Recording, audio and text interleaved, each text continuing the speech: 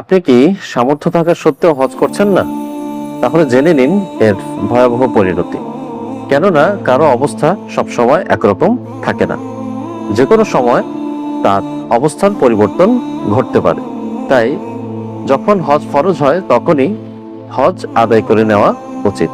কেননা হাদিসে এসেছে, তাআজ্জিলু ইলাল হজ আই আল ফারিদা, তোমরা দ্রুত ফরজ হজ আদায় করে নাও।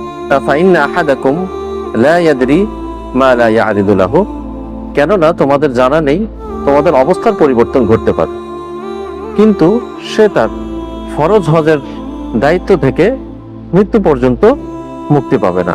সুতরাং আপনার মৃত্যুর আগে দারিদ্রতার কারণে হজ করতে না পারলে আপনার মৃত্যু কিন্তু করুণ হবে।